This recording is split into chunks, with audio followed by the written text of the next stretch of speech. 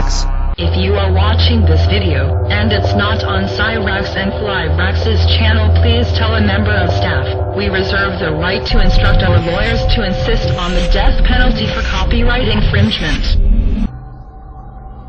The next step after the Vril flying saucers was the Haunebu series of craft. By 1939 the SS had produced the RFC-5, which it called the Haunebu 1. In August 1939, the machine made its maiden flight, and proved its viability. The early Haunebu 1 craft, of which two prototypes were constructed, were 25 meters in diameter, had a crew of 8, and could achieve the incredible initial velocity of 4,800 kilometers, but at low altitude, further enhancement enabled the machine to reach 17,000 kilometers. Flight endurance was 18 hours.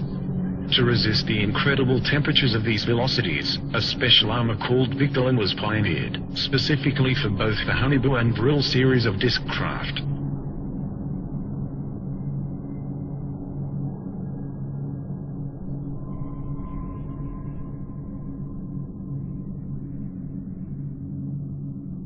The Haunebu 1 had a double hull of Victolan. The early models also attempted to test out a rather large experimental gun installation, the twin 60mm KSK strong ray cannon. It has been suggested that the ray from this weapon made it a laser, but it was not. It could transmit a powerful energy burst suitable to pierce up to 4 in of enemy armor. When a Vril 7 was shot down by the Russians, in 1945 a similar underbelly-mounted KSK gun was destroyed, with debris recovered from the battle site. The heavy gun installation, however, badly destabilized the disc, and in subsequent Haunebu models lighter MG and MK cannon was supposedly installed. The Haunebu 1 first flew in 1939 and both prototypes made 52 test flights.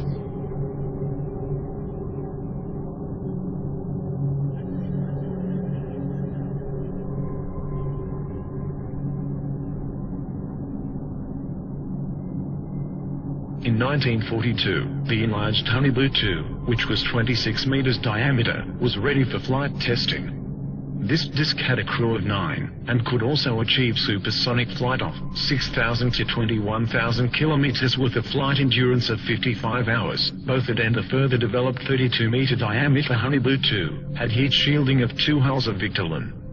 The craft were constructed and tested between 1943 to 44. The craft made 106 test flights. By the end of 1940, the Haunebu 2 had entered service as a reconnaissance aircraft, and there is certainly photographic evidence to support this. For example, one was caught on camera near Antarctica in 1940. The design of the Haunebu 2 should be noted for future reference. Whatever their exact nature, it appears confirmed that a range of alternative design aircraft were by now on the drawing board, or hovering above the ground. Some of these designs proved worked, and successes were being reported. On 17th April 1945,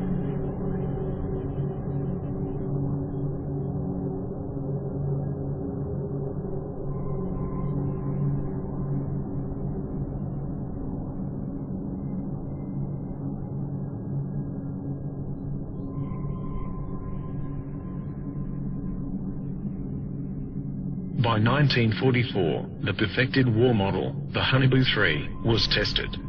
2 prototypes were built. These massive machines, several stories tall, were crewed by 20 men. They were also capable of hypersonic speed beyond 21,000 kilometers. The SS had intended further plans for a 120-meter diameter Haunebu 4 were in the works, but no such craft is known to have been constructed before the end of the war. However, these new technologies were coming online too late, for the war was already being lost and won. Within months the Allies and Russians had poured into Central Europe. Hitler was thought dead and the war apparently over, and as soon as the war was over, ghost rockets started appearing over Scandinavia, and within 2 years flying saucers were being reported wholesale over mainland United States. It was no coincidence.